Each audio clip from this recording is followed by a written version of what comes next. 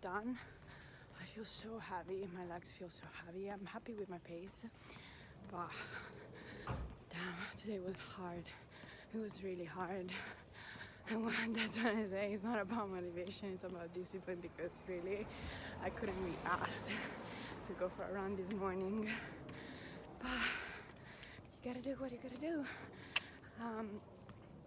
So now I'm just procrastinating for jogging home, take my bike and go to the office.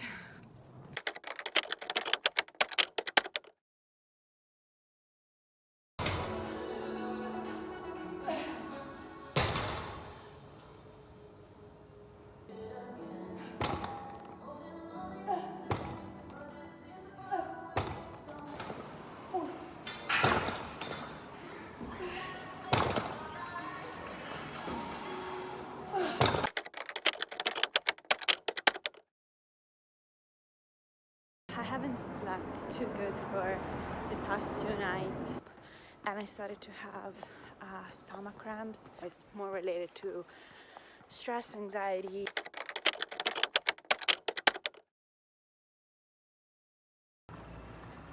Good morning YouTube, and welcome back to my channel.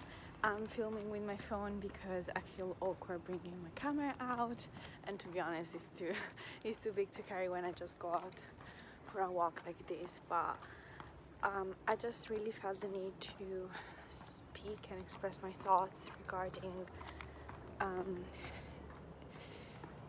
exercise addiction, but toxic productivity in general, because I believe that at least my exercise addiction is related to this idea of always being productive, always being on top of things. And it has its pros and cons, because on one side it makes me more productive, it makes me want to exercise and keep active and everything. On the downside, then it makes me feel I arrive at a certain point where I break. Like this morning, I woke up at my usual time, and I haven't slept too good for the past 2 nights. I think because of work, like I was dreaming about work a lot, and it really came to a point where I'm missing my family, so I dream about my dogs.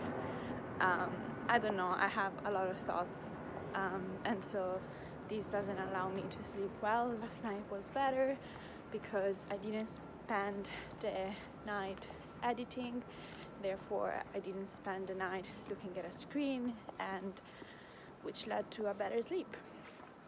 But I had a lot of tiredness still when I woke up, and I started to have stomach cramps and something else that came out, and so I just decided there's no point in me going to the gym, because one is not gonna be, I'm not gonna have a good session, especially if I'm cramping and I need to lay down. So I went back to bed for like half an hour breathing, and I know when it is like this, I know it's more related to stress, anxiety, tiredness more than anything else. And so I'm getting to know my body, that when it is like this I need to slow down, take deep breaths and go for a walk. And I'm really lucky because it's such a nice day outside that I was like, you know what, you should take a rest day. And I was planning to do videos on my struggles to take rest days, but more than taking the rest days itself is accepting for me to take less rest days and be not feeling as productive, not feeling like I have achieved something for one day. I know maybe not many of you maybe can relate to this. If there is only one single person out there that can relate to these thoughts, I mean, you're not alone, girl or boy. And for me, this exercise for you can be another thing. So yeah, I'm just saying I'm forcing myself at this point to take at least one rest day per week. Not every day is an intense training day at the gym, but especially now that I went back to the gym, and of course I'm bringing up the intensities of my workouts when I do lift. You know, it's normal that my body's tired. Yesterday I did a quick 30 minutes run again before going to the office, and I cycle going to the office, so definitely I kept my activity levels up. And to be honest, yesterday I had a really good run. I don't want to do long cardio sessions because they're counterproductive to what I want to achieve. As right now I just want to put on lean muscle mass, increase my lifts, so I don't want to waste energies on the days when I'm not in the gym. I just want to keep my cardiovascular fitness up, but in doing so I also need to take rest days. So I'm trying to accept this. Tomorrow and Friday I'll try to go to the gym, but today is just moving my body gently, getting out before I have to start work. And the good thing is that I work from home today, so overall it's less stressful, because when you consider rest days and exercise, it's not just about, you know, that hour of training that you do per day. You do have to consider all the additional stressors that are around you, and that can be your job, your family, your washing machine that broke last night and that wouldn't allow you to wash your sheets before going to bed, and so you had to stay up late. That's what happened to me.